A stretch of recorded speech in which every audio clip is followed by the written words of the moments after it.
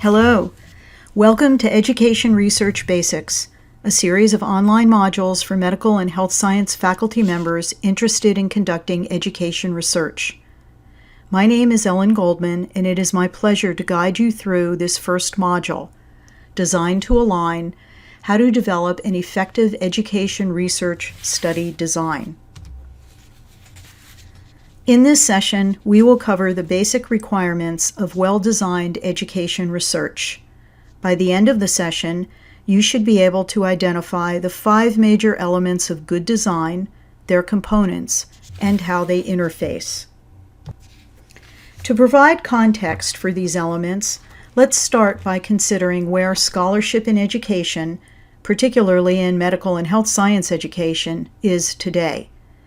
There has been huge growth in the number of journals and conferences devoted to teaching and learning in medicine and the health sciences. There has also been a related increase in the submission to these journals and conferences. It is not unusual to hear that a given journal only published 20 to 30% of the manuscripts they received, or that a conference only scheduled half of the papers or abstracts they received. Let's look at the differences between what is accepted and what is rejected. In the past 15 years, 2 studies were completed on medical education manuscript rejections. Colleagues across the health sciences have confirmed these results in their specialties as well. The studies each cited 3 major reasons manuscripts were rejected.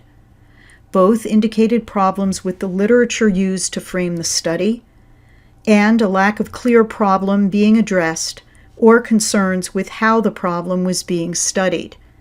These are design issues. There's a saying that you can't fix with analysis what you bungled by design. In other words, you can't make up for bad study design by using fancy statistics or theming the data. Once the design is done, the study's direction is set. The same authors that conducted these studies identified criteria for assessing scholarship. Their first 3 factors relate to good design: having clear goals or purpose to the study, adequately preparing by comprehensively reviewing all relevant literature and taking the time to think through the research design, and using the appropriate research methods to address the study's purpose. We will come back to these areas in a moment.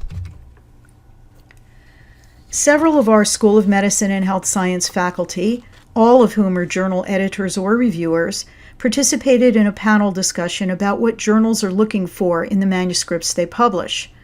These factors relate to research design and should be kept in mind as you design your study.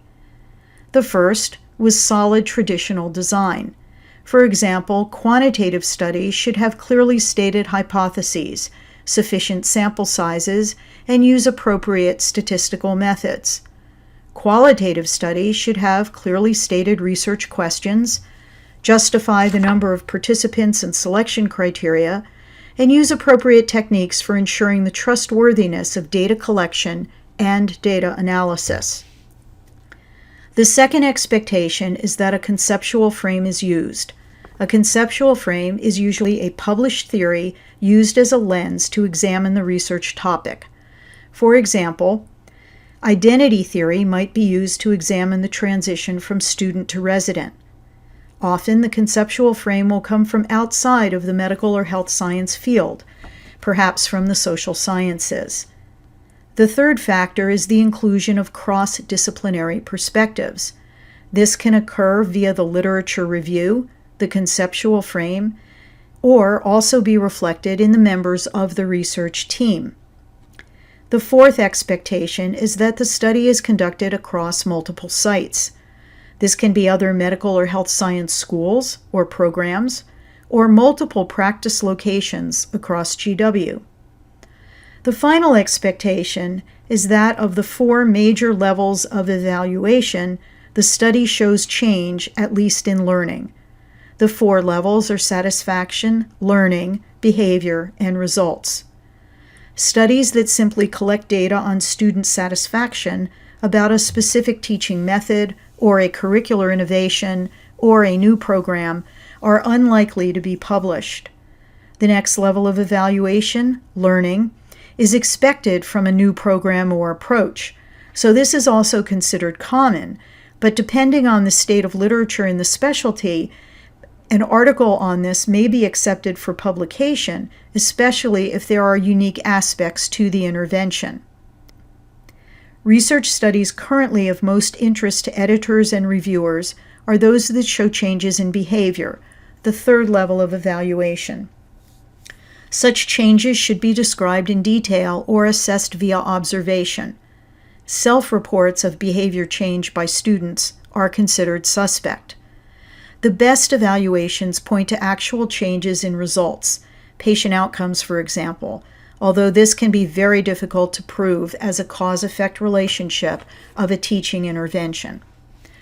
All of these expectations should be kept in mind when designing a study, as one of the goals is to communicate the findings externally to catalyze change, and this is difficult if the results are not accepted for publication and/or presentation. This graphic, adopted from John Maxwell, can be used to align the design of any research study. It shows the interactive nature of the 5 major parts of design: problem of practice, relevant literature, research question and conceptual framework, research methods, and validity or trustworthiness.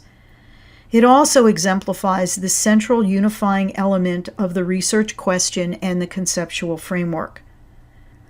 Beginning at the top of the page, a research study idea starts with a purpose that comes from what we have seen in practice or a gap in the literature. The literature might say, "This is generally thought to be the case, but nobody has documented it." This was the case in one of our examples that follow, where for years, the medical education and anatomy literatures discussed the lack of recall of basic anatomy amongst clerkship students. In your own practice, you might observe something like patients not complying with medication orders, and then consult the literature to find that this has been studied in many specialties, but not yours. That would open the way for scholarship on this topic. Thus, the study's purpose can come from either practice or the literature. If it comes from your practice, the first step is to consult the literature to see what work has been done. If it comes from the literature, the question to think about is if this is a real problem of practice that will interest others if studied. The two factors are interactive, and taken together, they help to form the research question which guides the study. The research question is the overall question you are trying to answer. At 10,000 feet, there are 3 types of studies: quantitative, qualitative, and mixed methods. Each one has implications for the research question. A quantitative study inquires about the relationship among variables. The research question is usually stated as, what is the relationship between variables A and B?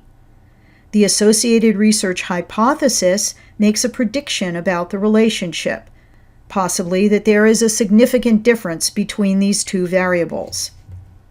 A qualitative study seeks to understand what happened or how something occurs. The research question is usually stated as, what is the experience of X, or how does X occur? A mixed methods study uses both quantitative and qualitative methods. An example would be conducting a number of interviews to understand something, and then developing a survey instrument to see how often it occurs, or how it occurs amongst different groups. Conceptual frames guide the study. As mentioned earlier, they are usually theories that were found when conducting the literature review. The rest of the research design model, the 2 circles at the bottom of the page, research methods and validity or trustworthiness, are dependent on the research question and conceptual frame. They address the specific type of study to be conducted, the recruitment methods, the data collection procedures, and data analysis procedures. These can vary substantially depending on the type of study, and in turn have implications for the validity in quantitative studies or the trustworthiness of qualitative studies. The methods are too numerous to explain. An excellent resource to consult is the Research Design book by John Cresswell called Research Design, Qualitative, Quantitative, and Mixed Methods Approaches, 4th edition, 2014 by Sage. This book also provides further details of all parts of the design framework. On the following 2 slides, we have filled in the research design model for 2 studies completed by GW faculty. The first concerns a quantitative study of anatomy knowledge retention amongst medical students. The second concerns a qualitative study of knowledge transfer of faculty who have completed our Master Teacher Leadership Development Program. The articles published from these studies are also provided. Thank you for listening to this module on designing effective education research studies. A worksheet to help you think through a study design is attached, along with a blank model template. We hope that you have found this helpful and ask that you remember, design that aligns is the first step on the road to successful education research.